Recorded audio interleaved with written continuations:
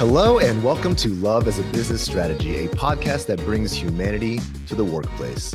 Before we begin, I want to remind everyone to check out our best-selling book. If you already listened to the podcast, the title should be pretty easy to remember. It's called Love as a Business Strategy. Imagine that. It's not your typical business book. It's honestly just as chill, laid back, and honest as this podcast. So be sure to check it out on Amazon or your favorite book retailer today. But enough about that. We're here to talk about business, and we want to tackle topics that most business leaders shy away from. And we believe that humanity and love should be at the center of every successful business. I am your host, Jeff Ma, and I'm a director at Softway. We're a business to employee solutions company that creates products and offers services that help build resilience and high performance company cultures. I am joined today by fellow co-authors and co-hosts, Chris Petrie, Vice President, Softway. Excuse me. Hello. And Frank Dana. I'll give you a title. Hello. Director at Softway. There you go. What does that mean? If you're watching video right now, he's wearing his tie-dye shirt.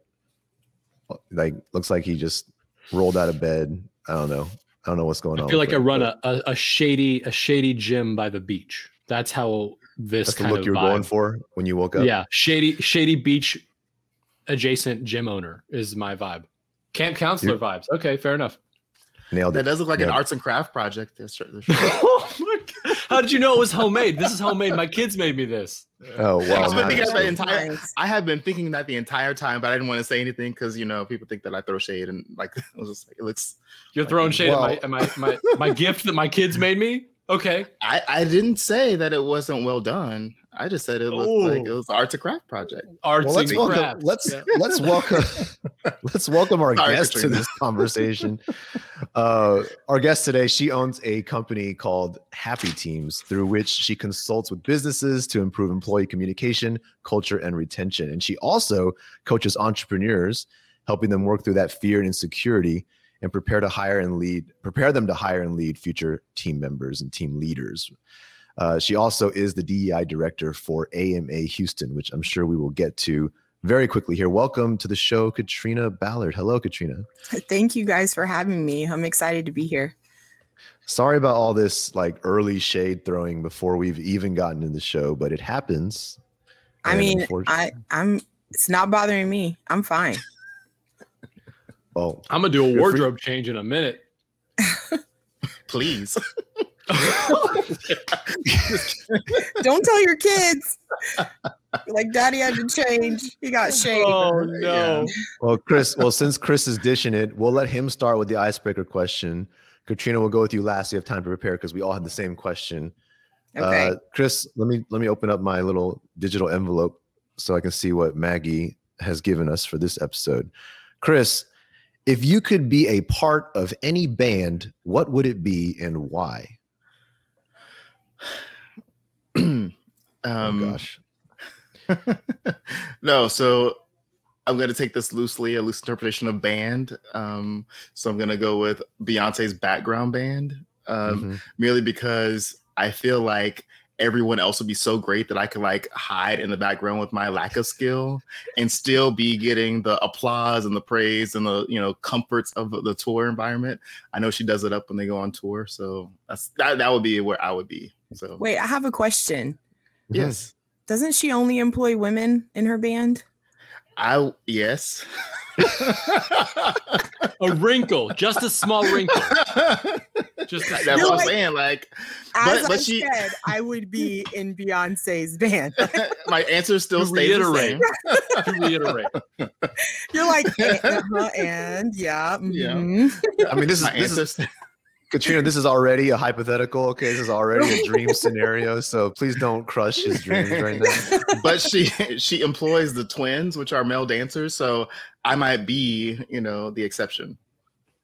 Hey. Well, that whole conversation has given Frank enough time to put a jacket on over his shirt. Now I'm out at the construction site. Yeah, Frank, we're moving to you. I hope you've thought about it.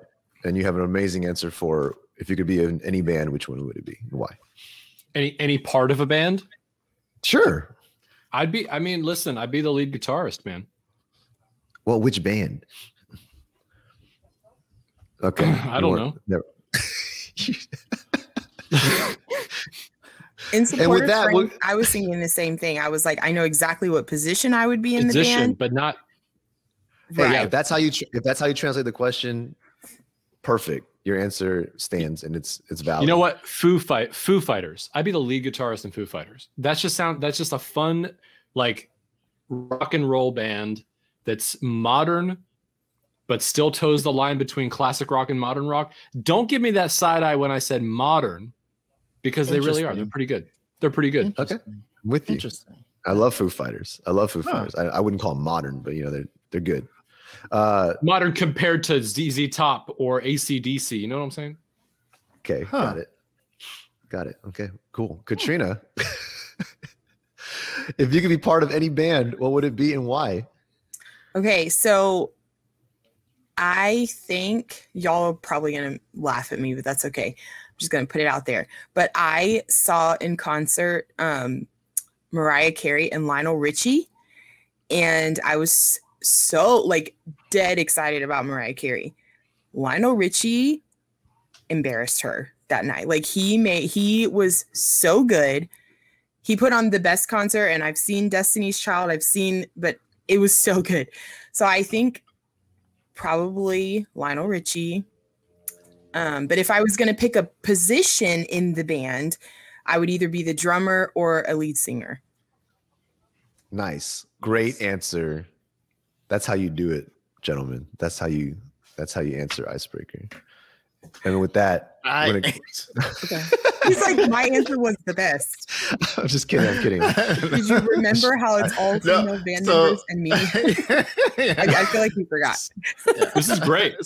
So Katrina, the issue here is that historically I get sort of dragged for my delayed responses or the overthinking on sort of these questions. And Frank today was a little bit late, but it's okay, Frank. I support you. I'm willing to, support those who are slower on the uptake, but I'm typically in that seat, and I got no praise, no credit, no acknowledgement. Chris, it's fine. I apologize. I take it all back. Let me redirect all the shade only at Frank. Chris, you did a great job today. Chris is like, y'all don't respect my shine. Yeah, I don't like it. I'm going on mute. I had it together today. And you had well to go done. first, well which done. is hard. So let's dive into this, Katrina. We're all dying to know and hear about kind of your story, right? I want to start there.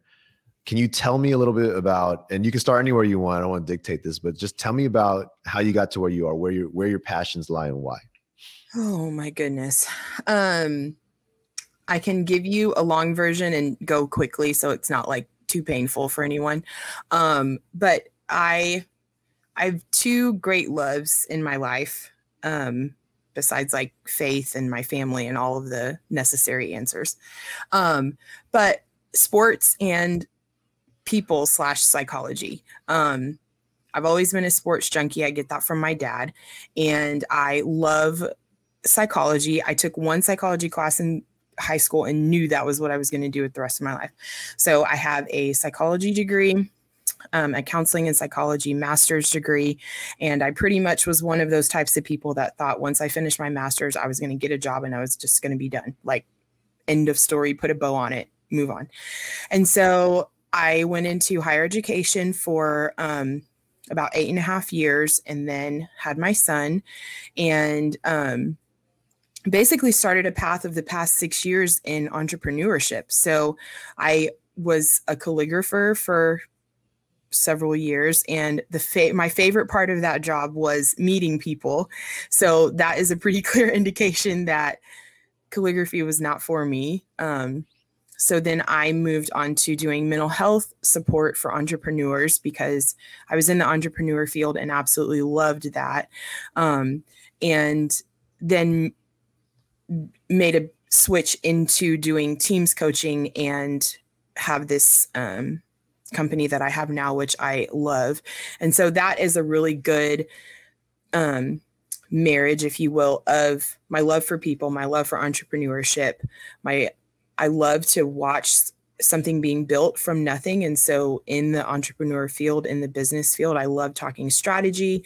And I have this deep value and appreciation for hearing people's stories and supporting them in their dreams and encouraging them in the story that is their life and the journey that they are destined to walk.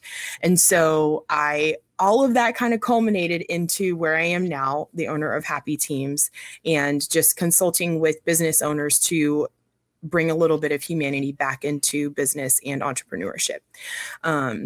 So I believe that you can have strategy and you can have heart. So that's kind of where I am today. I'm very open about this, that I have struggled a lot with feeling shame over such a windy path, because I just didn't think that that was how you achieve success. And so my personal traditional definition of success went against what my actual experience has been in business. And that was really difficult to kind of to reconcile the two.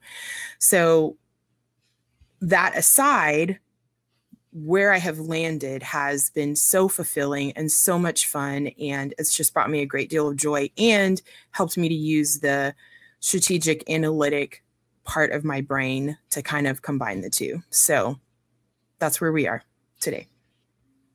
I'm a huge sports fan. So when I'm not talking about team things, probably watching a sport of some kind. Amazing. And I really appreciate you opening with that vulnerability. I think just hearing about, something that I think we can all relate to. I don't know what the traditional kind of career path of success really looks like, but I think it's definitely a myth, and going different places, trying different things, I think builds us up in better ways. So that's amazing that you can open with that. I love the tone you've set there already. I wanted to dive in more specifically about Happy Teams a little bit. Can you tell us about Happy Teams, what it is, what you do, and what it's all about? Absolutely. So basically, it is a company that is I provide coaching and consultation to resolve the issues of employee retention, employee satisfaction, growth strategy, just about anything that's in that umbrella is where I like to work. So employee retention, employee satisfaction, growth strategy, employee effectiveness is a big deal to me, because I truly believe that you can come to your job, work hard, produce really good results, and have a good time. Like, those things are not mutually exclusive. So that's what Happy Teams does. I currently work with small to mid-sized businesses, providing consultation services.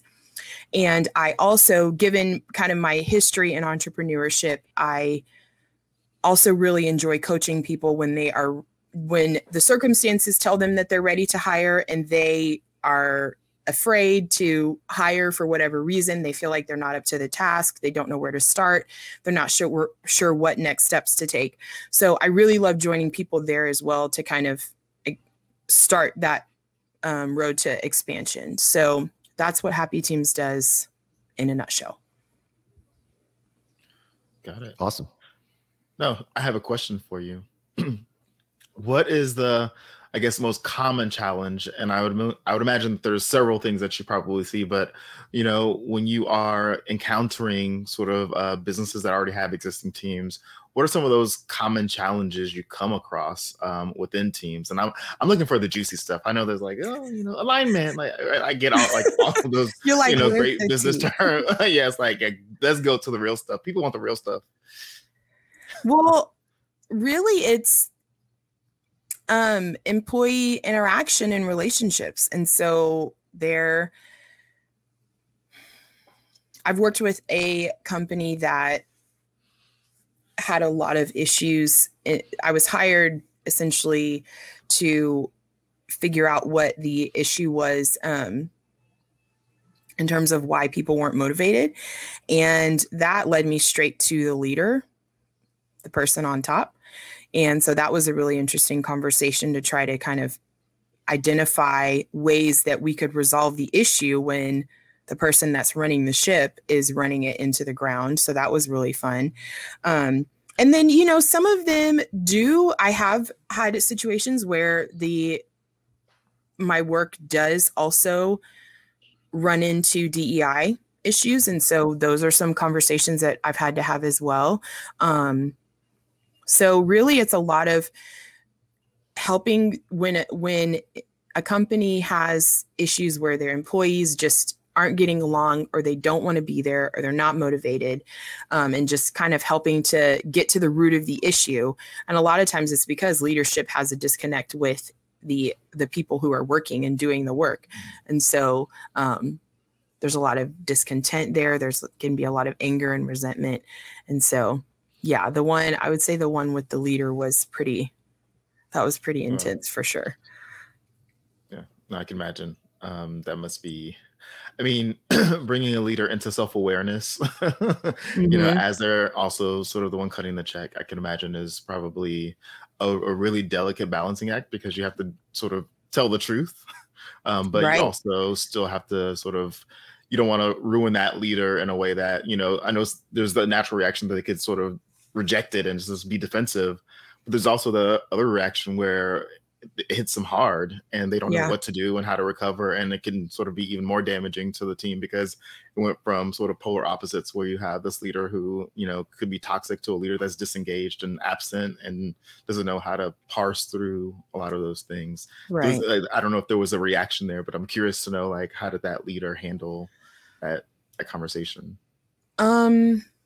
I took it as I tend to approach things with as much honey as I can. And so I definitely led in the conversation with, instead of being like, hey, so everybody hates you. I found the problem is you. Instead of going that route, I definitely was like, this is how your team sees you. This is what they wish you knew.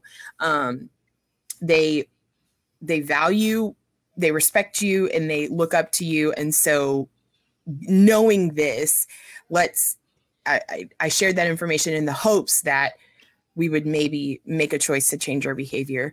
That didn't happen, but that is a little bit outside of where, that's a choice that you get to make. We're all adults.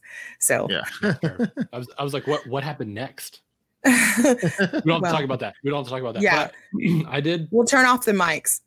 Yeah. Unmute. I did want to ask you a little bit about, your passion for psychology. And obviously that's an area that you have expertise in. I'm wondering how that kind of is utilized when you're having these conversations around employee engagement, employee retention. How are you able to utilize what you started with, so you said that single class in high school that kind of brought you to that place where you were like, I love this so much. How are you able to weave that into the work that you're doing and the consulting services that you offer? Well, my belief in psychology is that has led me to view people as that we all essentially have pretty foundational desires that motivate a lot of us. And I mean, I understand that I'm making it very overgeneralized. Please forgive me for that. But really, my motivation is the understanding that people at their heart, at their core, for the most part, want to be understood. They want to be heard. They want to be shown that they are valued for exactly who they are today.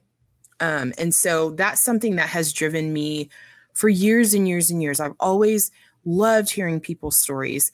I've always valued people's stories. And I am always so driven to share the message with people that your story has brought you to where you are today for a reason, and there is so much value in that. And so that has really led me to be able to connect with people just on a foundational level, because when I tell them that what they share with me is confidential, and when I tell them that I value what they're telling me and I am here to use it for their benefit, then I have found success in that, because I really mean it. That's something that is really important to me. And so just the psychology aspect of it, that number one, just to know that that's really what people desire.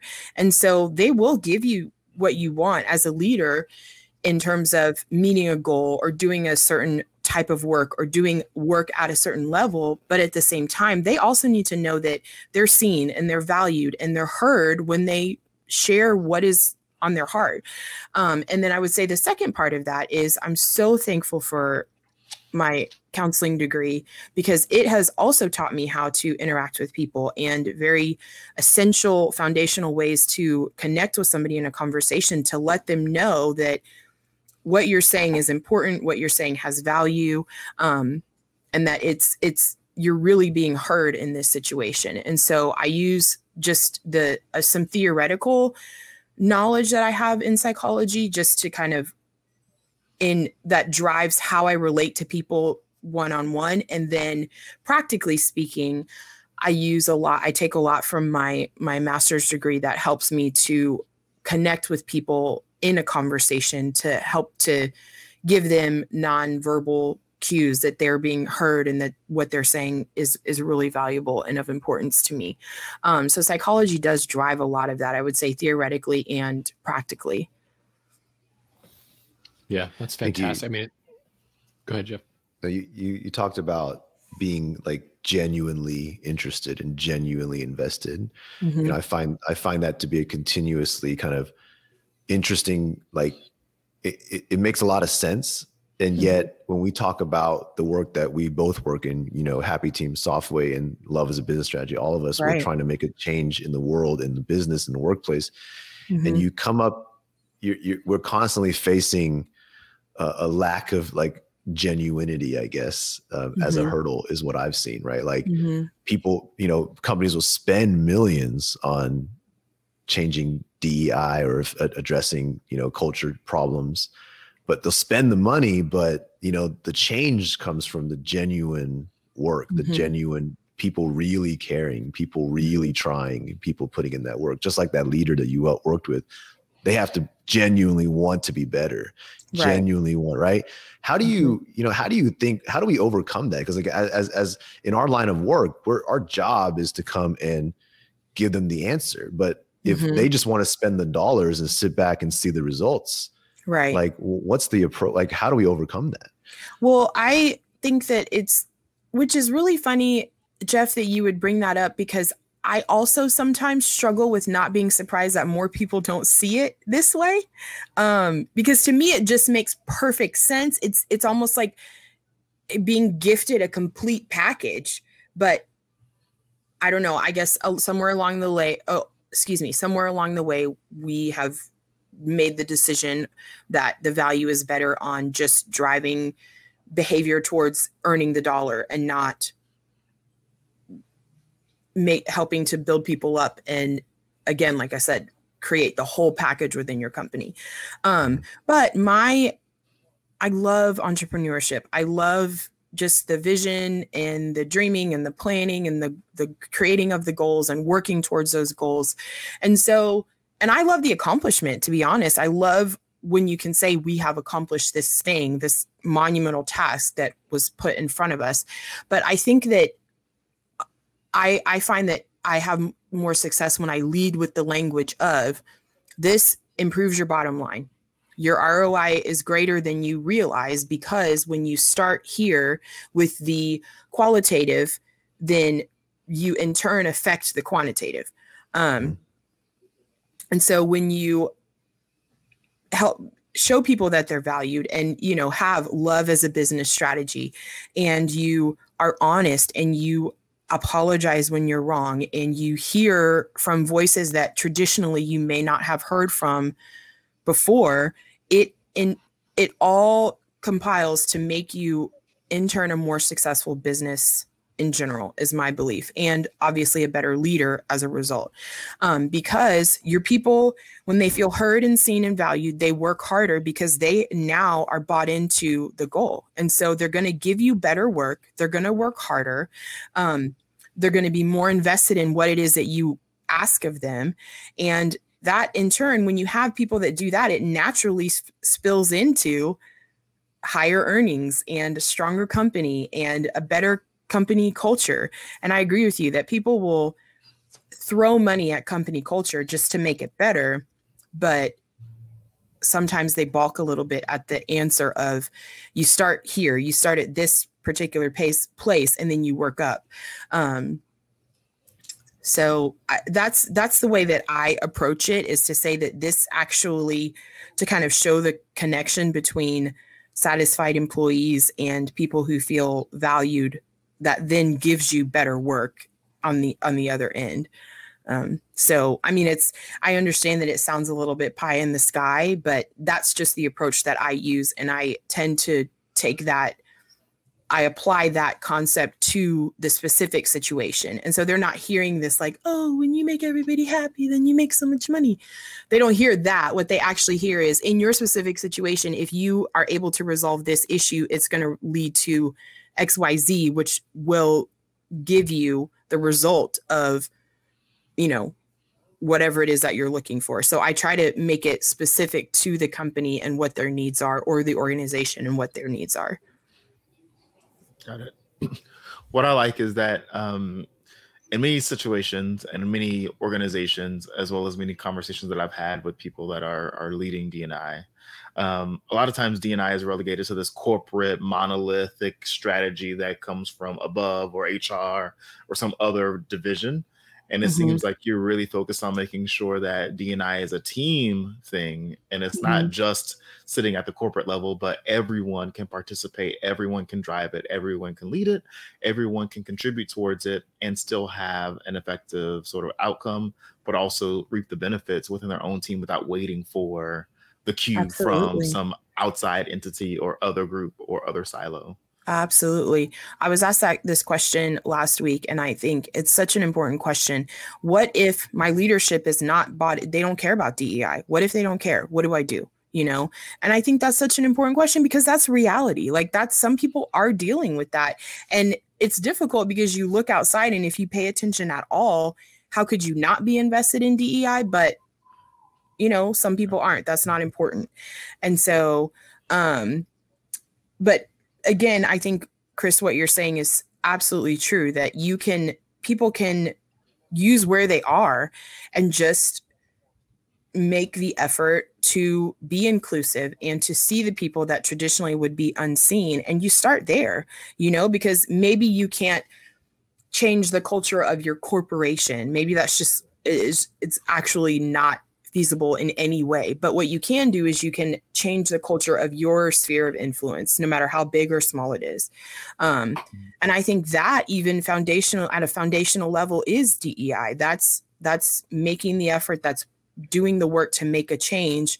Even there, that to me, that counts more than anything, much more than checking off boxes to say that you did. Mm-hmm. Got it. So what I'm hearing is that I probably should not have made fun of Frank's tie-dye shirt. I should have let him wear that and encouraged it, because that is who he is and that's what he wants to wear. Right. So Frank, I apologize. Well, I've been waiting for this moment for the past 24 minutes. He's like, the shirt is coming out. And this is a great time to talk about this. I'm just kidding. But I wanted to ask you a little bit, because I think from your perspective and the work that you've been doing, how do leaders typically showcase, or how do leaders typically define what culture is? Because you talked about, applying money to culture and putting money into culture, but where are leaders coming from that you're working with in regards to, like, what is culture to them? I'm interested to know that. Well, the way that I answer that question is I want you to write out exactly like your top 3 to 5 things that are most important to you. What is it that's most important that drives what you do in your business day to day? Like, what are the things that you always are coming back to? And I think that's a really good indicator of where your culture lies. It may not be the encompassing answer, but you're going to have a lot of really big clues right there. So that's what I would say is ask your leadership team, ask your leaders when you're having those conversations, what are the things that are most important to you? And it could be, we have offices throughout the Southeast, or we make, our gross income is 20 million this year. That's fine. That's great. But so what are the values? What are the things that are most important to you to help you to reach that goal? So that's where I start with. And then I say, within those, what makes that so important to you? Why is that such a high priority on your list. And then that kind of you can extrapolate from that to give an indicator of what the culture might be. And so if there's something where they say they have these goals for expansion or goals for growth, or, they want to be the premier name in coaching and consulting or whatever it might be, then when you have that goal and you have the things that are most important to you, then that's where I would kind of start there, take your list, understand why that's so important, and give yourself the like a mission statement kind of thing to come from that stems from that, and then have the conversation to understand how that does affect your culture. And a lot of times it may not necessarily be have happy employees. Like maybe it's do it the best, do it the fastest, make the most money. Okay, well then how do we make that realistically something where you can attract an employee that's going to do that and also enjoy their job? So I see that as where I come in to help. That's kind of where I stick right in that little area and help to have those conversations and facilitate those conversations, because I think that you can have the goals and you can have the vision and you can make your 1-year plan, 3-year plan, 5-year plan. But I view it as my job to come in and ask the questions of, okay, and what? And then what? Okay, and how does this affect XYZ? When people may not think to ask those questions, or they may not feel that they can. So. Can you kind of just high level kind of talk through kind of your approach? Like, just like when it comes to working with business and teams, like what kind of things are you doing? What kind of ways are you tangibly kind of working through these problems and solutions? Sure. So first of all, what I do is when I am approached by a company, I let them tell me, I said this recently, I'm not like a doctor at all, but when you go to the doctor, they don't say, you look like this is wrong. They say, tell me what hurts. Tell me what's bothering you. And so I give companies an opportunity to tell me, or organizations or whatever, tell me what it is what's your pain point? What do you think that it is? And so I start there and I ask, I also ask, what is it that if this would go away, or if this problem would be resolved, what would that actually look like for you? What does success look like for you? Define success, define your pain points. And then I have, other questions. And so I get that before I meet with the people, with a client, right?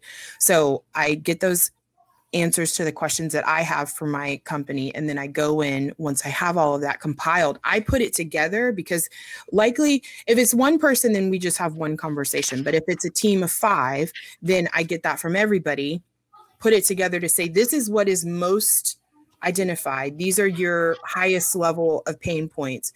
This is your highest level of frustration. This is what I've seen that you would most like to have resolved. And so then we go in and have those conversations. And that's when I really give the team the opportunity to kind of just talk it out. I bring up these things, I give them an opportunity to respond. And that's where a lot of the magic happens, because again, I'm bringing in practical tools that I've used or I've learned through a counseling degree to kind of facilitate this group conversation and facilitate, things are going to come up in those conversations that are very important to be addressed. They're not going to write it all on paper. And so then I can address dynamics and relationships and levels of interaction.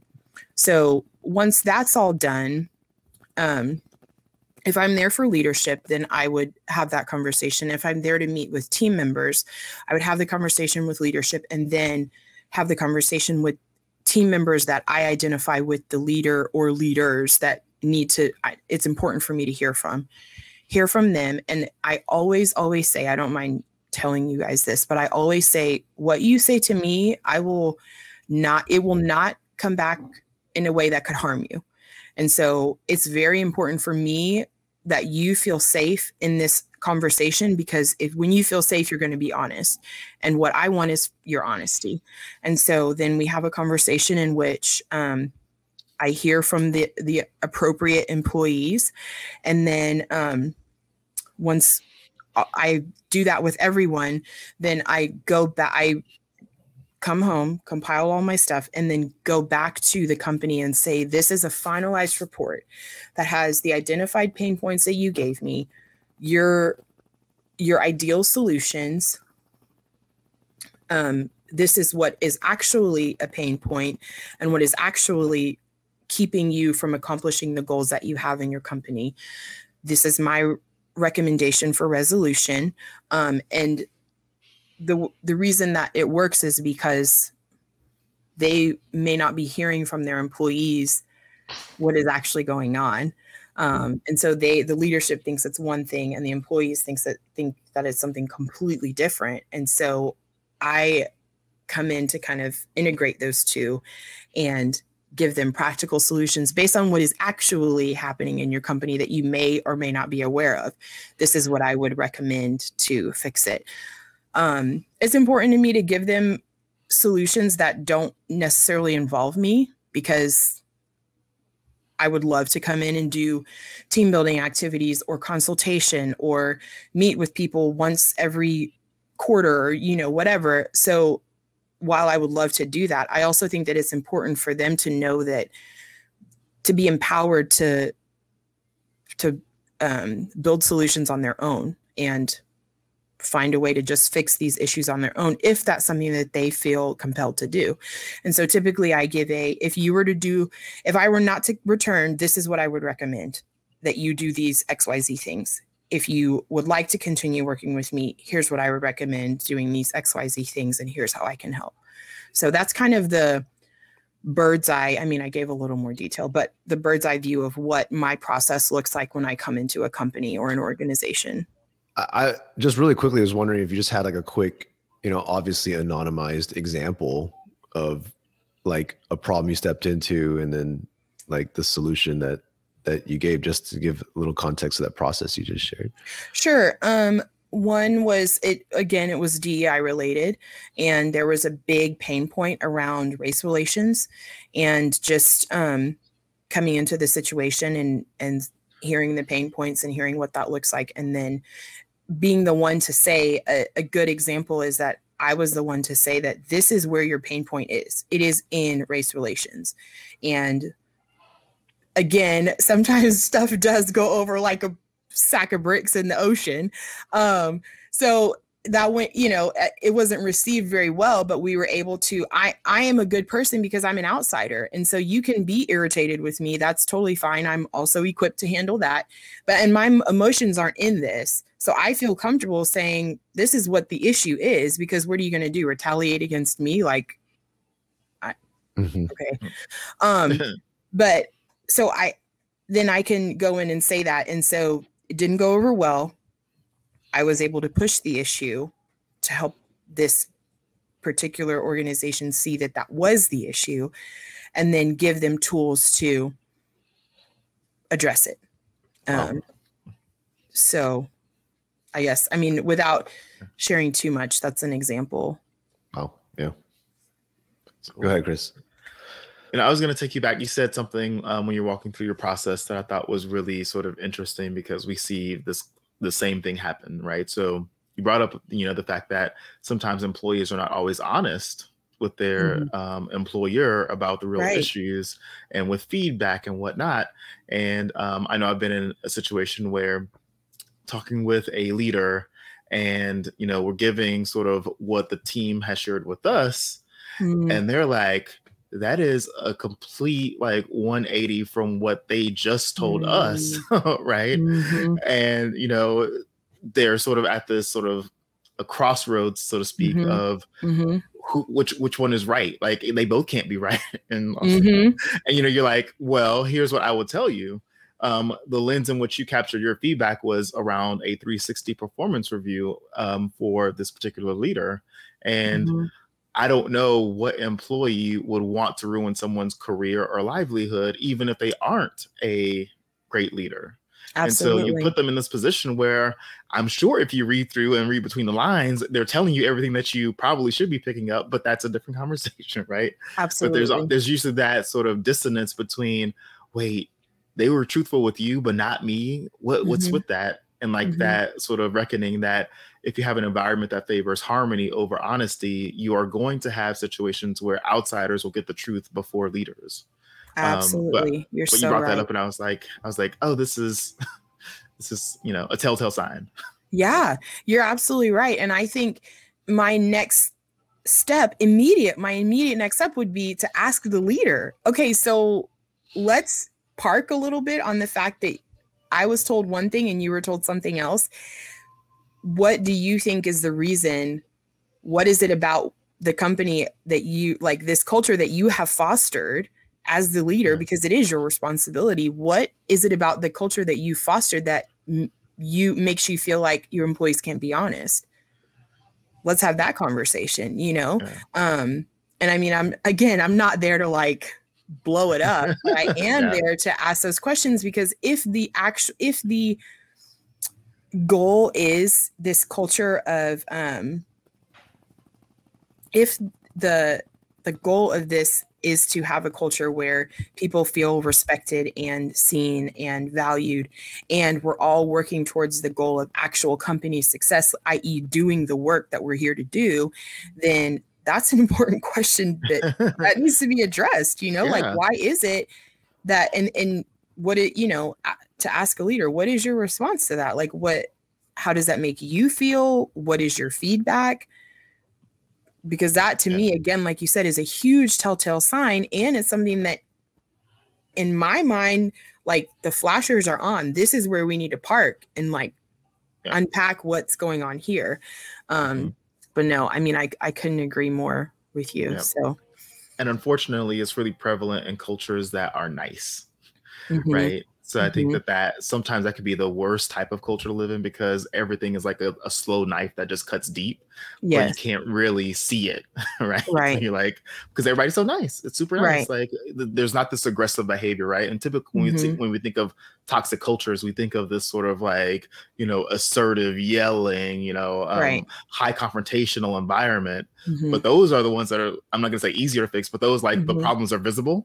So therefore, like, you can actually sort of treat those symptoms more, quickly, versus those ones where it's like you walk in, it's like, oh, everybody's saying hi to everybody. Everybody's like nice and waving and, polite like, conversations. Like, what's the problem? And then you get into it, it's like, oh, y'all are not nice. Like, y'all are not nice, nasty. Oh, no, it's like, not nice. It's nice, nasty. Okay, that was shade that she just threw. Like, yeah, that was a smile though, but that was okay. I'm picking up what's being put down, right? Yeah. You walk into these environments, and I think those are sometimes when you're a leader or when you're in a team where, again, camaraderie is high, but honesty is low. You find those situations where you're nice, nasty with people, where you get away with saying exactly what you want to say and cutting people deep without ever having to be held accountable against it, or, being called to the carpet. And if someone called you to the carpet, you can always twist it around. Like, I didn't mean that way. This is what I was really saying. Like, I can't believe she hurt. I can't believe, right? And you just, you play that innocent thing. Right. And those are the feeling really attacked right now. Exactly. Yeah. Oh, you're guilty. Exactly. And I think that those are, like, I'd imagine in your environment, and when you go into teams, when you get into those cultures, those sometimes are the hardest to crack open and sort of have a mirror to the leader, so they can see, like, just because you favor politeness doesn't mean that your teams are safe, valued, respected, etc. Absolutely. And so, I'm curious to know how you solve those deeper issues, because again, that's sometimes the thing that's beneath the surface that most people would not pick up on unless you are in it and don't have power inside of it. Well, and I think that's a particular time where I would take a lot of care to foster a safe environment. So have that conversation one-on-one, or have it maybe two people and myself, like, no, because you don't want it to be, because if it's something where it's like in a room of everybody or the whole team is there and you're calling people out, you're going to get nowhere, but when you have a conversation one-on-one, and that's where you have the opportunity to essentially say, this is what I hear. This is what's being communicated. And what I hear is not what's being communicated. These two things are not congruent. So help me to understand, because I hear you say, oh, is that what you got from that? But what that communicates to me is that you're not willing to accept responsibility, or I sense that there's a little bit of animosity in this situation. And I would like to have you help me get to the bottom of it. That's another thing that I do that just like trigger that in my head. Mm-hmm. Two approaches that I take are, one, I always say, if I'm wrong, please correct me if I'm wrong. So I'm going to call you out, but I'm also going to give you the opportunity to say, oh, that's not really what it is. And so then I say, okay, well, if I'm not understanding what the situation is, then help me to understand. And that's another thing that I do, is I always put it in that person's court to clarify, to elaborate, to essentially empower them to be clear about what's actually going on. So I always approach it as, you're the expert, I'm trying to understand. And I find that also helps to get a clearer picture, because then when I say exactly what I'm seeing in the situation, if you don't like it, then I can also then say, okay, well, I would love to hear from you what it is that I'm missing, or I would love to get a better understanding from you of what's actually going on. And so there's ways to press, and there's ways to dig a little deeper without being like, girl, that's not what you said. You know? Yeah. We don't have to do that. So those are two really important approaches that I prefer to take, is that I want you to, like, if at any time anything I say doesn't jive with you, doesn't sit with you, it doesn't feel right, don't sound right, tell me. I want to know, because I want to get it right. And I have had, thankfully so far, I don't want it to be like I'm just miss whatever, but so far I have had a good response to that. And then also, can you help me better understand? Or if I say something that you don't like, can you help me understand why that rubs you the wrong way? And so I'm always going to push on, what I find. Like, I feel like people will lead you. They'll kind of tell you more than they think they're telling you. And I'm always going to follow that trail. And just the way that I do it, I try to make it in a situation where that person, what they have to say, they feel valued by what they have to say to me, and that they feel empowered to say what it is that's their truth. So yeah, I'm going to address the uncomfortable, because that's what I'm there for. If we're actually working towards a solution, instead of just a check the box and glib kind of whatever, everything's fine, everything's great, and move on with your day, that's not what I'm here for. I really want to leave a place better than how I found it. And in my opinion, that means having difficult conversations. But there's a way to have a difficult conversation that doesn't make it into, I think what people are afraid of. You can have difficult conversations that are still productive. And so I just take all of that and I shoulder it on my end. So I'm very clear about the fact that I could be completely wrong or completely misunderstanding, but I also am going to push you to help me fully understand what I'm missing. Yeah. So it's almost like, I compare it to like me growing up with my mom. If she ever said, excuse me, that was your chance to recorrect yourself and clarify before you repeat what you just said. It wasn't an invitation to just repeat. Like it was always a loaded conversation, but you just unpack that so beautifully and comfortably. So that way, there's not punishment on the other end of that. Right. Whereas, growing up, there was punishment. Right. You're like, no, I know what excuse me meant, and it was not an invitation to say what I just said. Yeah. Like actually, I was going to say something earlier in our conversation that I don't know if you guys have heard of this company. It's called Softway. I don't know. You might have heard of it. I'm not sure. But I was really impressed. Like I was impressed with the way that you guys have handled the niceness and the value of culture with a culture of honesty. That I think is super important. And Chris, I think that you brought up such an excellent point a little while earlier in saying that, nice is important and that's good and all of that, but it's not as important as honesty, and not brutal honesty, but like honesty in a way that you care. And I think that Softway you guys really have modeled that in a really, really awesome way. So it is really exciting for me to join you, because I think so much of our foundational viewpoints and mission is, I mean, it could not be more similar. But I think that you guys do that really well, where you're honest and you can have fun and have a good relationship, but also say when things are frustrating or difficult or hurtful or, you know. So anyway. It's like a lot. I talk to people about, they ask me about my work and my culture and stuff like that, because a lot of people have this conception that like culture or good culture just kind of exists, and like it's like a fountain. Right. Everyone just comes and drinks from it. And they keep talking to me, and I'm like, well, I had to have all these crucial conversations. I got my feelings hurt. They're like, I thought you had a good culture. I'm like, it's a great culture. They're like, they don't understand that, like, you know, when I think Chris said it earlier, but just to rephrase, like when you value comfort over progress, that's not a good culture. You know, it's not, culture isn't where you just come and everyone's as comfortable as possible, because all you get out of that is just a bunch of, you know, fakeness half the time, and just people going with the flow. And a lot of complacency. I don't have to, they're not going to say anything, you know, so I don't have to do the things that I'm paid to do. And Softwave's not perfect for sure, but we'll have very tangible moments. We'll have meetings where someone says something, someone did something, and we have this, you can sense these moments, like this happens often, where it's like the end of a meeting is like 5 minutes left, and we have a choice to be like, all right, everybody have a good night, or everybody have a good day, and then just log off. Or will someone stop and say, all right, I feel like what just happened here was very awkward. I don't know if anyone else senses it.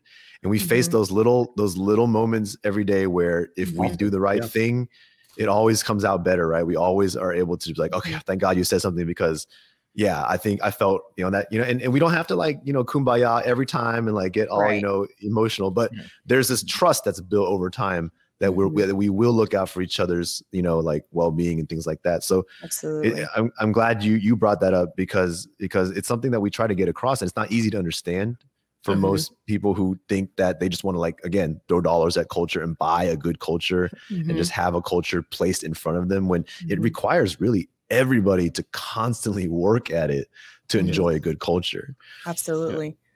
I mean, it's just like any family unit. Like, you're not perfect. You're not going to love everybody all the time, like not even close. But it's it's less of all of the cutesy things and a lot more of the commitment to doing the work, you know, commitment to doing the work that you're there to do, like paid to do, but also to do the work to build the culture and to stay in that culture. And that requires vulnerability, that requires honesty, but it also requires being willing to hear what's being said to you, you know?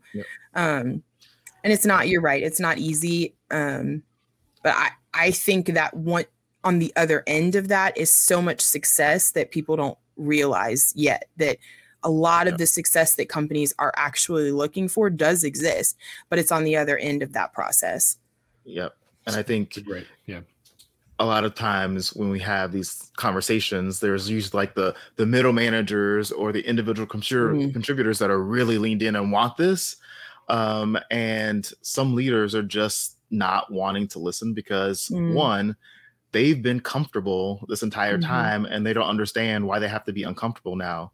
And they don't realize that if you're a leader and you're comfortable and you've always been comfortable, chances are your team is paying for your comfort. Yes. And if you're not willing to listen and do this work, right, you're missing out on the opportunity to find that success, but have it be sustainable. Because that's the other part of it, is like, you want sustainable success. Software wants to be able to say, like, it's not just, you know, a few people hoarding all the work and getting all the success, but everybody's able to, one, take vacations, two, enjoy life, but also contribute. And so, you know, it takes that, you know, eye opener or that moment of maybe extreme discomfort from the leadership that has been so comfortable for a long time to be able to allow that burden to be lifted, at least temporarily, from the teams that shoulder them. Right. And, you know, if you're listening and you're that leader who's always been comfortable and you don't understand why people are, you know, frantic or frustrated or, you know, quiet even, chances are it's because you have been sort of asking them to pay for your comfort for so long that if discomfort comes your way, you're not ready for the work. Right. I want to freaking put that on a billboard, Chris. Right? We just went to church. Seriously, I was like, I love it. But I was thinking, put it on a freaking t-shirt. Like, yeah, you know, if you That whole if you as a block leader of are text. comfortable. Sorry, go ahead, Frank. I just said that entire block of text. Yes. Like, all of it. Have people come Yes. close to read it. You know what I'm saying? Yes. So true. We went to church. that summarizes. I mean, why we even do, like, right, guys, like why we do Seneca, why we do anything. Every time we're always coming to leaders and saying you need to have self-awareness. You need to, and it's not that nobody's perfect. That's the thing. Like, so it's not, we're not trying to say that everybody's inherently evil or any of that stuff. We're just saying No. you have to hold up a mirror and take a look at what's going on. And I think, Chris, you just landed on such a succinct way to put it, which is just so true. It just lands true. Like 99.9% of the time, if you're just totally comfortable in your leadership position, like every day is just rosy and perfect, there's somebody is paying for that for sure. And so I think, just to piggyback off what Katrina and Chris were saying, the way that I've always viewed change is that real change starts where your comfort zone ends. And so we have to be comfortable with getting people out of this comfort zone.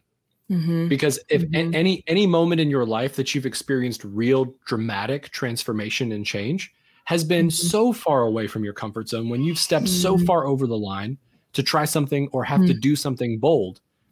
And that's really what we're talking about. Like what you've shared today and what Softway's mission and vision is to do is to make change real through helping people see that being uncomfortable is not always a bad thing.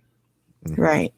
And there's incredible results on the other side of it, but you have to walk through discomfort to get there.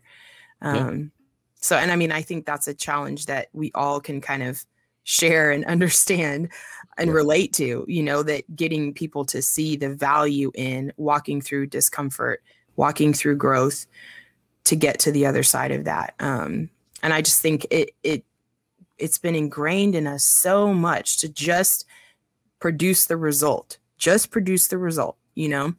I said this a while ago, and I think it's bears repeating, but that so much of our culture, specifically in a business environment, so much of our culture celebrates the arrival, but does not value the journey. And so that, I think, results in disordered thinking that there's a certain way to do things, which actually can cause more harm than good. Yeah, at all costs, with leaving a trail of bodies behind you. But you got the outcome.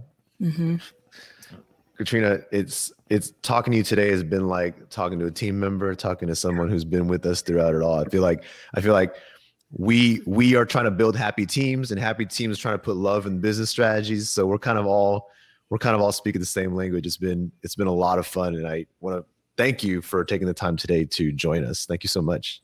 Oh, absolutely. It has been such a pleasure and an honor to be here with you guys. Thank you so much for having me. I really have had so much fun. We have to do it again. Yes. Let's do it again for sure. Let's go get some drinks. Let's do this over drinks so we can make fun of Frank some more. But to our listeners, as always to our listeners, thank you so much for listening. And please be sure to check out our book. It is available on Amazon, everywhere you might find books. You can also check it out at loveisabusinessstrategy.com for more information. Frank's holding it up. Nice little hardcover version and the soft cover and probably more. And here at Love is a Business Strategy, the podcast, we're posting new episodes every Wednesday. And if there's a business topic you'd like us to cover, let us know. If there's some feedback you have for us, let us know. You can find us also at softway.com/labs, LAABS. And if you like what you heard today, please do leave us a review, subscribe, etc. Katrina, if they want to get involved with you, if they want to hear more about Happy Teams, if they want to work with you, how can they reach? What's the best way to reach you?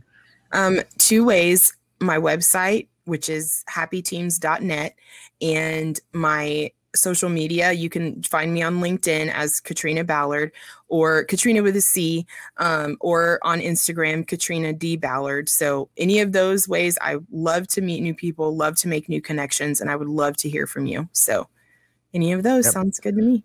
Katrina says she genuinely loves to hear your stories. So put her to the test, see if she put her money where her mouth is. Bring your stories, bring it on. She's ready.